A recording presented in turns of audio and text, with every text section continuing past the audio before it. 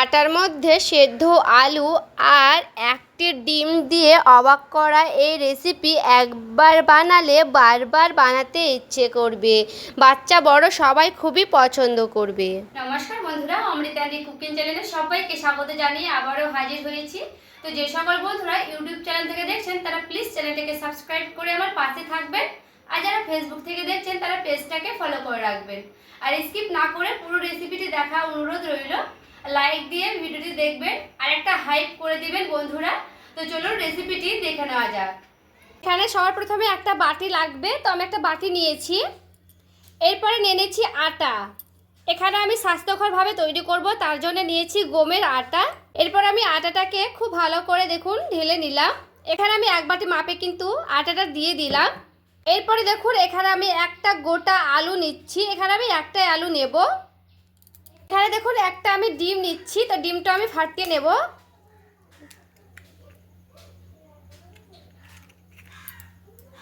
এরপরে দেখুন সামান্য করে আমি দিয়ে দিচ্ছি লবণ। এরপরে এগুলোকে আমি খুব ভালো করে একটু শুকনো উপকরণগুলোকে ভালো করে মিশিয়ে নিচ্ছি। তো আমি হাত দিয়ে কিন্তু খুব ভালো করে দেখুন মিশিয়ে নেব। আলুটাকে খুব ভালো করে এভাবে আমি ম্যাশ করে নিচ্ছি। তো প্রথমে আমি ডিমটা দিয়ে আর আলুটা দিয়ে আর আটাটাকে এইভাবে একটু ভালো করে মিশিয়ে নেব।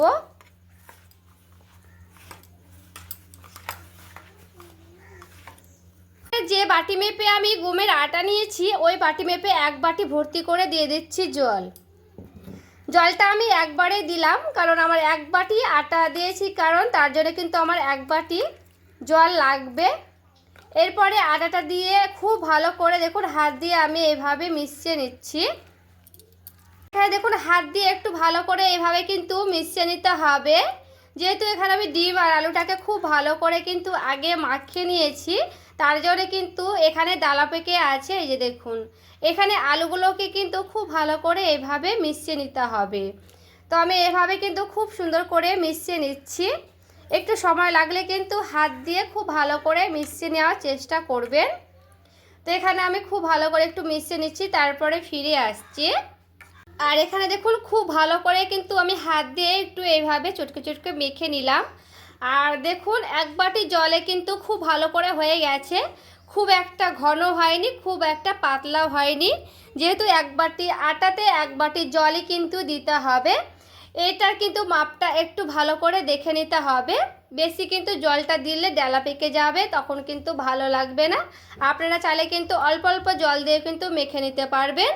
দেখুন আমি রেডি করে রেখে দিচ্ছি, প্রায় 10 থেকে 15 মিনিটের মতো একটু রেস্টে রেখে দেব, তারপরে ফিরে আসছি। আর এখানে দেখুন আমি পেঁয়াজ কেটে নিলাম। একেবারে মিহি মিহি করে পেঁয়াজটা কেটেছি, কারণ একেবারে মিহি ছোট ছোট করে কিন্তু কেটে নিতে হবে। আর এখানে নিয়েছি লঙ্কার ভাগটা কিন্তু আপনারা কম বেশি করে নিতে পারেন। ব্যাটারটা দেখুন আমি প্রায় 15 মিনিটের মতো একটু রেস্টে রেখেছিলাম। এরপরে আমি দিয়ে দিচ্ছি সে পেঁয়াজ কুচানোগুলো। পেঁয়াজটা যত মিহি করে কাটবেন তত কিন্তু বেশি ভালো। হাতের কাছে চপার মেশিন থাকলে কিন্তু চপার মেশিন দিয়েও কিন্তু করে নিতে পারবেন। আর এখানে দেখুন লঙ্কার পেঁয়াজটা দিয়ে খুব ভালো করে আবার একটু এভাবে আমি মিশিয়ে নিচ্ছি। এখানে গাজর থাকলেও কিন্তু গাজর গ্রেট করে একেবারে দিতে পারবেন, মানে চপার মেশিনে কিন্তু চপ করে গাজর কুচি দিয়ে দিতে পারবেন, তবেও কিন্তু খেতে ভালো লাগবে এই টিফিন রেসিপিটা। তো এখানে আমার দেখুন খুব ভালো করে কিন্তু আবারও ফেটানো হয়ে গেছে। তো আমার কিন্তু এরকমই লাগবে ব্যাটারটা। তো এখানে পুরোপুরিভাবে কিন্তু রেডি হয়ে গেছে। এখন একটা ফ্রাই প্যান বসিয়ে নিয়েছি। ফ্রাই প্যানটা খুব ভালো করে গরম করে নিয়েছি। ফ্রাই প্যানে দিয়ে দিচ্ছি তেল। এখন তেলটা আমার খুব ভালো করে এইভাবে কিন্তু চারিদিকে ফ্রাই প্যানের গায়ে লাগিয়ে নিলাম। দেখুন সেই ব্যাটারটা আমি নিয়ে নিয়েছি। ব্যাটারটা আমি এইভাবে দিয়ে দিচ্ছি। এখানে আমি 2 থেকে 3 ডাবুর মতো হাতা করে দিয়ে দিলাম। এরপরে একটু এইভাবে খুব ভালো করে চারিদিকটা ছড়িয়ে ছড়িয়ে দিচ্ছি। চারিদিকটা ছড়িয়ে দিয়ে খুব ভালো করে একটু এভাবে আমি রেখে দিলাম। আর গ্যাসের আঁচটা কিন্তু আমি এখানে কমিয়ে দিলাম। এখানে গ্যাসের আঁচটা কমিয়ে দিয়ে কিন্তু খুব ভালো করে ভেজে নিতে হবে। তো এখানে আমি গ্যাসের আঁচটা কমিয়ে দিয়ে রেখে দিচ্ছি। এরপরে দেখুন এক পিঠটা কিন্তু আমার খুব ভালো করে হয়ে গেছে, কারণ ওপরটা দেখুন শুকনো শুকনো হয়ে আসলে নিচ পিঠটা কিন্তু হয়ে যাবে। তো এরপরে আমি এই পিঠটা খুব ভালো করে ভেজে নিচ্ছি। তো এটাও আমি খুব ভালো করে এইভাবে ভেজে নেব। তো গ্যাসের আঁচটা কমিয়ে দিয়ে, তো গ্যাসের আঁচ এখানে কমিয়ে দিলাম, তারপরে কিন্তু আবারও ভেজে নিচ্ছি। এরপরে দেখুন এই পিঠটা কিন্তু হালকা করে আবারও আমি ভেজে নিয়েছি। তো এরপরে আমি উল্টে নিচ্ছি। তো এইভাবে কিন্তু খুব সুন্দর করে কড়া কড়া করে ভেজে নিতে হবে, ভিতর থেকে মুচমুচে করে। যেহেতু এখানে আটা দেওয়া আছে তার জন্য একটু ভালো করে কিন্তু ভেজে নিতে হবে, তেল ঘুরিয়ে ঘুরিয়ে সুন্দর করে, যেন ভেতর থেকে একেবারে ভাজানো হয়, যেন ভেতরটা কাঁচা না হয়ে থাকে, তাহলে কিন্তু খেতে অতটা ভালো লাগবে না। আর আমি এইভাবে করছি, এইভাবে একবার হলো তৈরি করে দেখবেন, খেতে কিন্তু দারুণ লাগে বন্ধুরা। তো দেখুন এইভাবে কিন্তু আমি খুব ভালো করে দুই পিঠটা সুন্দরভাবে উল্টে পাল্টে ভেজে নিচ্ছি। আর দেখুন দুই পিঠটা আমি খুব ভালো করে উল্টে পাল্টে ভেজে নিলাম। এরপরে আমি উঠিয়ে নিচ্ছি এইগুলোকে।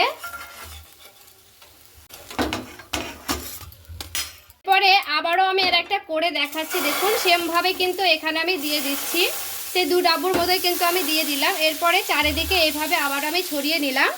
এখানে চাইলে আপনারা কিন্তু এক ডাব্বু দিয়েও করে দিতে পারেন, সেক্ষেত্রে ছোট হবে। আর আমি একটু বড় বড় করে নিচ্ছি।